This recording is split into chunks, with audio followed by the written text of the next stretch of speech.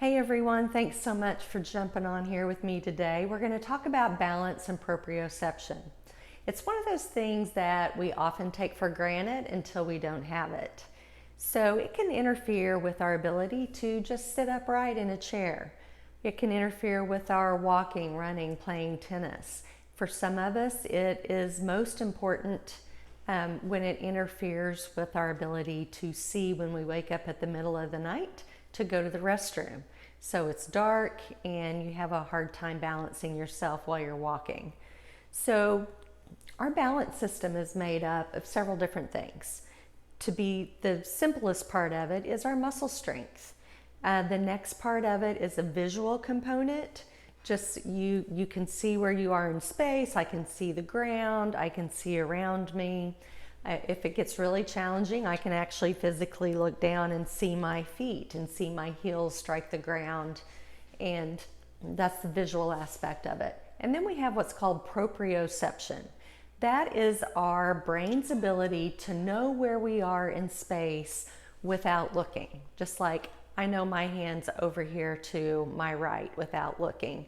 I know my left hand is on the top of my head. I know my right hand is on my belly.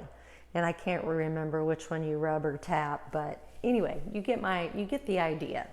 So things that interfere with our balance and proprioception are sometimes little things, sometimes big injuries. So say you have decreased activity. Say you were working in an office and you were up and down all day, going to talk to a colleague, going to a meeting, and you're up moving around all day, and suddenly you find that you're working from home now. And so you're sitting at your desk most of the day. Those meetings are all on Zoom. So you have decreased activity in your muscles. So it's a very strong chance that unless you're doing some extra exercise to counteract that, you're going to lose some muscle strength because of the decreased activity.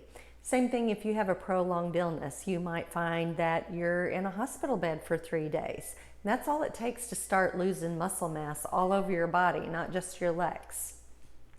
You could have an injury. You could have, a major injury, or you could have a simple ankle sprain. And anytime you have swelling in a joint, then those receptors that tell your brain where that part of your body is in space, that inflammation interferes with that signal. So you lose a part of your proprioception. So if you have any relatives in a nursing home or use a walker, say after a total knee replacement, you will oftentimes see them looking down at the ground while they're pushing their walker because they don't know where their feet are in space. Or if it was just one knee, they might not know where that particular leg is in space without physically looking at it. So that's proprioception. And there's lots of things we can do to restore that. So let's talk about that next. We can restore that with, if it's just decreased activity, you can increase your strengthening program, especially for your legs and your core, and that will help get your strength back. But for the balance, we are going to start with standing on one leg. I'm going to take my shoes off. I like to stand with bare feet so that the receptors in the bottom of my feet are getting that good signal to my brain, so I have the best opportunity I have to know where my foot is in space. So if you have a severe loss of balance, we're going to start standing on both legs, hip width apart, feet are hip width apart, and we're just going to start doing upper body movements. Arms, trunk, we can even start moving one leg. Then we move with our feet together, and we can do the same thing. Move our arms, move our legs. But most of us are beyond that point. So with us, we're going to start with standing on one leg. So when you are standing on one leg, you want your knees to always be soft. I want to feel weight through both my heel and my great toe. And I want my pelvis level. We don't want to see any of this. So my core is engaged, my hips have to work to keep my pelvis level, and my other knee, the knee that's not touching the ground, is not touching the other leg. So that's where we start. If you already find this challenging, then you should do this near a countertop or a wall, something that, even a chair, you can pull up a chair. You wouldn't want to use the entire chair if you didn't have to. You can just use one finger if that's all you need. So what I tell people, use enough to be safe, but you want to make it challenging. Use only what you have to, but enough to make it safe. So that's balancing on one leg. And then once you can do that without hanging on, and of course you're going to practice this on both legs. When you can do this without touching anything, then you're going to put your arms out. We're going to start moving our arms different directions.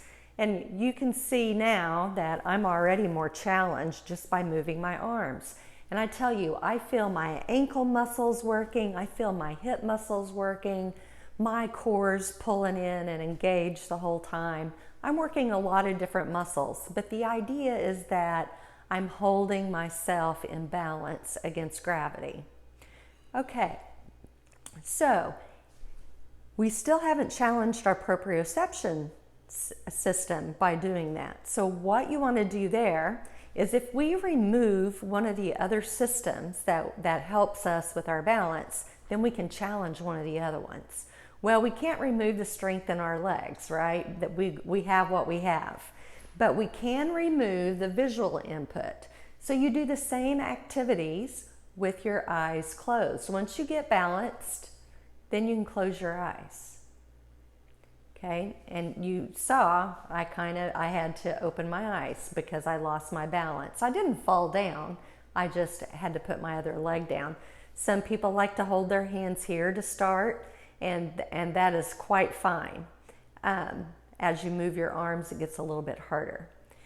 So once that gets easy, then we want to remove some of that input we're getting from the floor.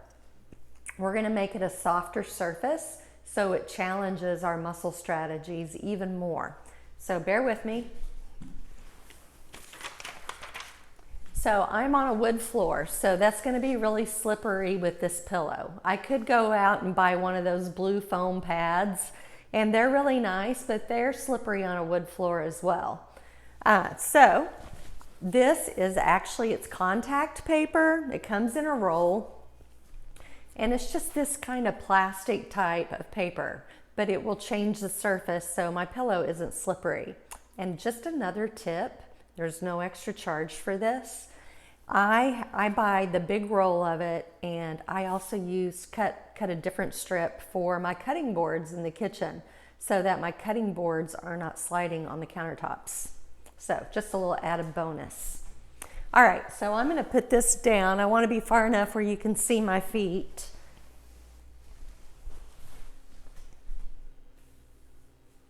Okay, and then I'm going to put my pillow on top of that. All right, so we're going to do the same things. It's really no different. If standing on one leg on the pillow is hard for you, then just stand on the pillow with your feet close together. Knees are soft, core is engaged, pelvis is level, and of course my shoulder blades are always down and in. Now I'm going to move to one leg. You see how much more challenging it is already? Pelvis is level, core is engaged, shoulder blades down and in towards my opposite back pocket. I'll oftentimes, when things get challenging, I'll see my patients with their shoulders elevated, and that's just going to lead to neck pain. So anyway, once you find that standing on one leg is easy on the pillow, then you start moving your arms, just like we did before we added the pillow. And then you can advance to closing your eyes, and that helps your balance and proprioception. So the thing you need to know is it's very important that if you've had a loss of balance or proprioception, even from just a mild ankle sprain, it's very important for you to improve that and rehab that to get it back to where it was. Because if you're still playing tennis, still playing golf, still out there running, and you haven't worked on your proprioception after an ankle sprain, then you are at higher risk to sprain your ankle again. And typically, the second sprain is worse than the first sprain. So I'd highly encourage you to start doing some ankle things. You can also, or some balance activities. You can always, let me move that. Let me move that too. Other things you can do for balance is one foot in front of the other. So my heel is touching my toe, and then I'm just holding that steady. And then once it gets easy to hold it steady, then you can start walking the plank. When I was a kid, we used to do this on the railroad tracks. Wouldn't recommend that, but we did. There were some fences that were level. We would walk the rails on the fence until it came up to a post. We amused ourselves in so many different ways back then. But those are other things you can do for balance. You can do anything that you're doing on one leg is going to help your balance. So you can change it up, make it more fun, make it more interesting. But I wanted you to have some basics, and I wanted you to have the guidelines and how to progress them from with either eyes closed or with adding the pillow, or both, as you really start to master them. So that should help your tennis game and your golf game and your running and help keep you injury free. And that's what it's all about, right? So thanks again for joining me. If you know anybody who's had an ankle sprain or even a knee injury, this would be beneficial for them. So please feel free to share this video out with them, or you can invite them into the group as well. And let me know if you have any questions about this particular activity, or if there's something you want to hear more about. Have a great day.